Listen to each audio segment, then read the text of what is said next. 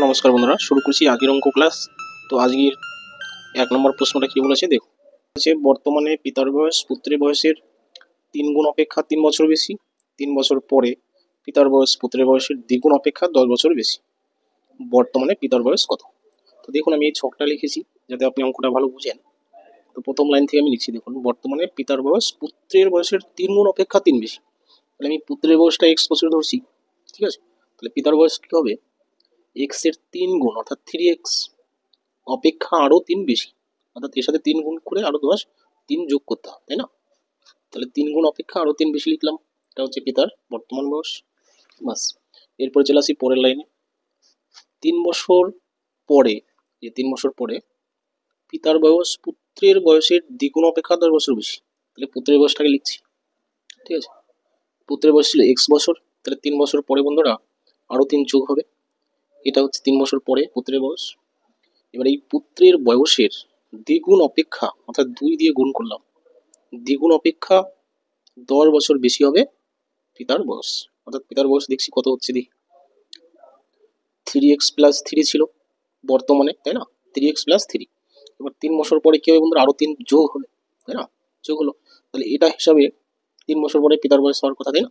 এবার বলছে পুত্রের বয়সের কি দ্বিগুণ অপেক্ষা 10 বছর এখানে বেশি, অর্থাৎ এখানে দ্বিগুণ করার পরেও এখানে কি 10 বেশি থাকবে, ঠিক আছে? দ্বিগুণ অপেক্ষা এখানে 10 বেশি, অর্থাৎ এখানে 10 বেশি আছে, এখানে তাহলে আমি 10 বিয়োগ করে দিই, তাহলে দুপাশে সমান হয়ে যাবে, তাই না? এখানে আমি সমান সমান দিতে পারছি এখন। তাহলে আমি আরেকবার বলছি বন্ধুরা, যে 3 বছর পরে পিতার বয়স এখানে যা আছে তার সাথে 3 যোগ হবে, অর্থাৎ 3 এর সাথে 3x+3 সাথে আরো 3 যোগ হলো। পুত্রেরও তাই x বছর ছিল, আরো 3 যোগ হলো, ঠিক আছে? এবার বলছে পুত্রের বয়সের দ্বিগুণের চাইতেও 10 এখানে বেশি আছে, অর্থাৎ 2 দিয়ে গুণ করে যা পেলাম, ঠিক আছে, 2 দিয়ে গুণ করে এটা পেলাম, তার চাইতে নাকি এখানে 10 বেশি আছে। এখানে তাহলে কম আছে, তাহলে যেখানে কম আছে সেখানে আমি 10 যোগ করে দিলাম, তাহলে দুপাশে সমান। কিংবা এখান থেকে 10 বিয়োগ করলেও হতো, তাই না? দ্বিগুণের চাইতেও এখানে 10 বেশি আছে, তাহলে এই পাশে 10 বেশি, তাহলে ও পাশে 10 কম, তাহলে যেখানে কম আছে আমি সেখানে 10 যোগ করে দিলাম, তাহলে আমি এখানে সমান সমান দিতে পারবো। বাস, এখন আপনি সমাধান করুন। সমাধান করে আপনি যা প্রশ্ন করেছি আপনি উত্তর বের করতে পারবেন। তাহলে সমাধানটা করছি, দেখুন, প্রথম কাজ বন্ধুরা, ব্র্যাকেটটা তুলে দিব। তাহলে এখানে 3 যোগ হবে, কিন্তু এই যে যোগ চিহ্ন, তাহলে 6x 3x plus 6 equal to, এখানে কি হচ্ছে দেখুন, ব্র্যাকেট তুলে দিলে 2x প্লাস 3 দুগুণে 6 প্লাস 10, সব x এই পাশে নিয়ে আসছি। 2x প্লাস আছে, এই পাশে আসলে বিয়োগ হয়ে যাবে, তাহলে 3x থেকে 2x বিয়োগ করলে শুধু x থাকবে, ইকুয়াল টু, এই পাশে কত আছে 10 আর 6 16 আছে, হলো বিয়োগ এই 6টা ও পাশে নিয়ে গেলে কি বিয়োগ হবে, কত পেলাম 10, তাই না? 16 থেকে 6 বিয়োগ করলে 10, কার মান পেলাম x এর মান। এবার যাই প্রশ্ন করে উত্তর করতে পারবেন। কি প্রশ্ন করেছে দেখুন, প্রশ্ন করেছে যে বর্তমানে পিতার বয়স কত। তাহলে পিতার বয়স বর্তমানে কি ছিল 3x+3, তাহলে মান বসানো, আর কিছু না। x এর মান হচ্ছে 10, তাহলে 3 10 30 আর 10 33, বাস, এটাই হচ্ছে উত্তর, আর কিছু না, ঠিক আছে? তাহলে বন্ধুরা আশা করি অঙ্কটি বুঝলেন, ঠিক আছে? তো ক্লাসটি ভালো লাগলে অবশ্যই লাইক শেয়ার কমেন্ট করবেন। নতুন কোনো বন্ধুরা এসে থাকলে চ্যানেলটি অবশ্যই সাবস্ক্রাইব করবেন। থ্যাংক ইউ বন্ধুরা। চলো আসি পরবর্তী প্রশ্নে। একটি ড্রামের 3/4 অংশ কেরোসিনে পূর্ণ ছিল।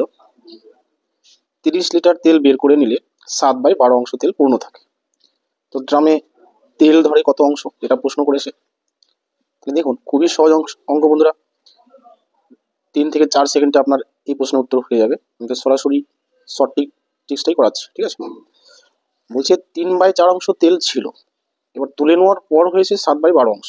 তার মানে কতটুকু তুলে নেওয়া হলো, বলছি 3/4 অংশ তেল ছিল, তুলে নেওয়ার পরে আছে 7/12, অর্থাৎ যতটুকু তুলে নেওয়া হয়েছে আমরা বিয়োগ করলেই পাচ্ছি, তাই না?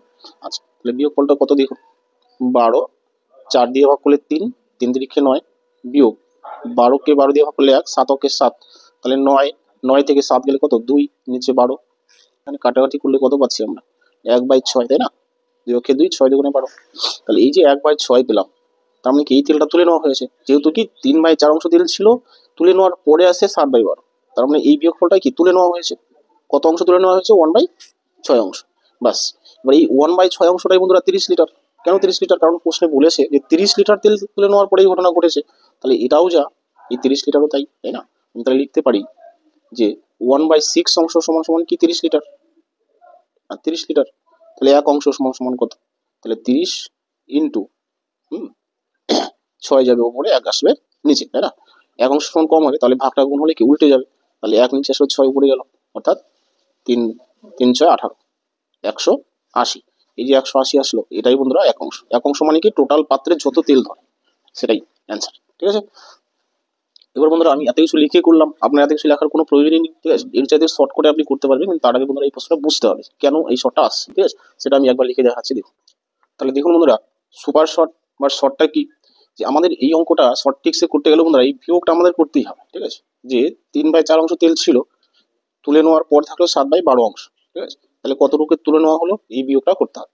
তাহলে বিয়োগটা আমি আগে করেছি, তো বিয়োগ ফলটা কত 1/6, বাস।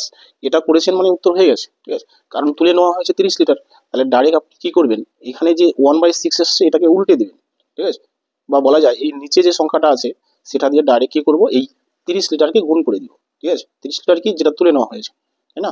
30 লিটার হয়েছে আর অংশ হিসাবে এটা, তাহলে এই 6 দিয়ে আমি 30কে ডাইরেক্ট গুণ করে দিব।